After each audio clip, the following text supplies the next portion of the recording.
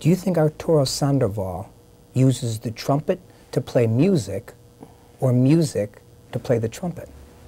Music is first for me, you know. I can get in that table there and play something and have fun.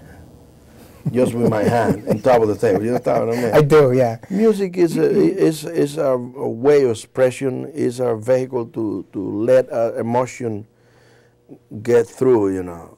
And doesn't matter. I enjoy very much playing the piano too. Yeah, you know, I want to talk about that.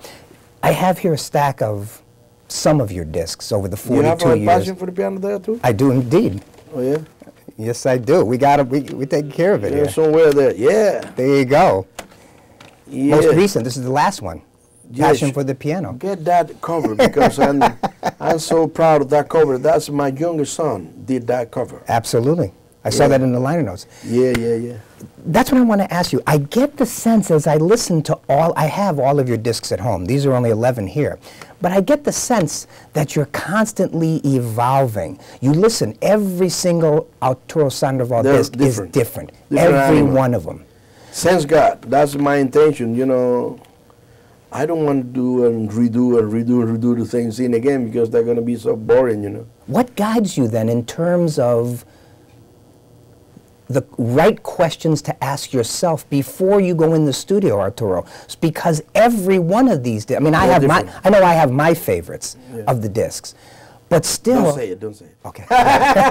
Afterward, we'll talk about it. I'll tell you which ones are. Okay. But that's what I love about each one of your discs. Always different. You're always discovering a different way to approach the music. Unfortunately, not always you have the opportunity to put in the record exactly in the way you like, in the way you want. Sometimes the recording doesn't come out exactly in the way you dream, you know. And to be honest, I believe it's one of the first time I felt that kind of, I get that kind of feeling is with the new one, A Tribute to the Trumpet. Yeah. Everything came out even much better than I could dream before. Because I hear the original and say, oh my goodness, that's going to be so difficult to match that. I'm going to suffer so much doing that. But, you know, it's something I don't know. It was like an extra energy drive me to do that record. And it's your love, it's your passion. Yeah, you wanted to do this. And I never has had in my mind any kind of project for more than 3 or 4 months. This one is more than 15 years in my mind, you know. I want to do this, I want to do this. Yeah. And also it's a challenge, you know, because the preparation you need to do that is serious. Let's look in the rearview mirror now and go back to Cuba. The shaping. No, I don't want to go back. Not even in imagination. As a youth, the shaping influences. For you, they were what? That English is so deep for me. Can you refresh that and make it a little easier? When you were a youth in Cuba, you first put the instrument in your hands. Yeah. The influences, the music that you heard that helped you as a catalyst to get you moving in this career. Actually, I think it was later on when I started to discover a lot more different things than strictly Cuban music. What you're talking about in the very beginning, that's what I was only able to hear was a traditional kind of Cuban music. Especially in my home village where I grew up, it was a very, very poor community. Right outside of Havana? Oh yeah, and I grew up in the middle of nowhere, in the countryside, you know, very, very poor family, very poor family. And I hear just a couple of local musicians, you know, which play only that kind of traditional Cuban music. And later on, I came to Havana for the first time when I was 14 years old, to the National School of Art. And then I started to listen to different people, and I met the guy who played the first trumpet in the National Symphony in Havana. And I started to get different ideas of the instrument. until some friend of mine in early, well, I think it was like mid-60s or early 70s probably, late 60s. He played for me a record. He said, hey, you should listen to this. And then he played for me a record of Dizzy Gillespie and Charlie Parker. That was the very first time I hear any jazz at all, ever. And I said, what's that? They said, that's jazz. And that particular style is bebop. This is what they're playing. And that's Dizzy Gillespie and Charlie Parker. I said, damn. Yeah. That's so deep and difficult. Those people are different musicians that I didn't know you can do those things with the trumpet. You know, when I heard this the first time, I was like this for a week. You know. But since God, always, you know, that has been my philosophy. Every time I see something I admire or respect, or something I didn't know about, or something I say, wow, that's good. That for me is nothing else than an inspiration to go home and practice. Some people say, hey, when I hear you play, I want to hum my own day and I don't want to play anymore. That's the wrong approach. That's stupid. When you hear someone you impress you, or someone you really do things you don't even can dream to do it, you know what you have to do? Practice more. And what did music mean to you growing up? I mean, you know, what made you say, play, perform? Music has been all my life my salvation, especially when I was a kid, when I was so poor and attending music. And I strongly believe that God sent the music to me and say, hey, you, little farmer, I'm going to send you the music. That's going to be your vehicle to save yourself and help your family as well. Yes. And you're going to be so, you know, if you take this seriously, you're going to do something with that. And when was the step between dreaming of coming here and playing your music and reality? Yes. To come to America? Yes. Oh, that was a very difficult process because I want to come here a long time before. But I have been married for 29 years almost, you know.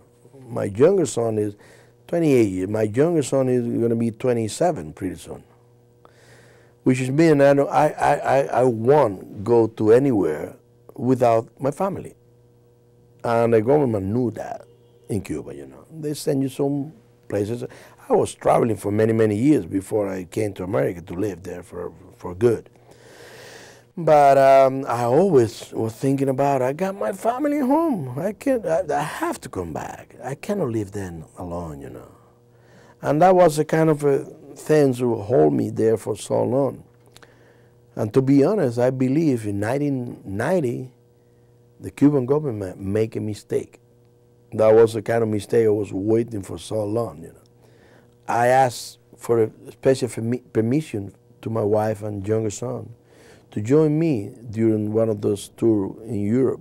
Actually, I was with Dizzy Gillespie in Europe. And they make a mistake and they let them go for 1 month to Europe. As soon as they get in Europe, that was it. That was the moment I was waiting for so many years. Close the door. And then I talked to Dizzy. I said, this, my family here, I'm not going to come back to Cuba. He said, what? Yeah, I'm not going to come back. And then he brought me to the American Embassy, actually for political asylum, the whole process. Mm-hmm. I'm not going to give you more detail because I would like you to see the movie. You know, I've seen the movie. Oh, yeah, I've seen the movie. Said, no, but I'm talking about the people. Yeah, Let's tell them about it. Yeah, yeah. For Love of Country, the ArturoSandoval story with Andy Garcia. Great film. Yeah, I think HBO did a very serious job there. In your estimation, what's your best quality as a trumpeter? Me? Yeah.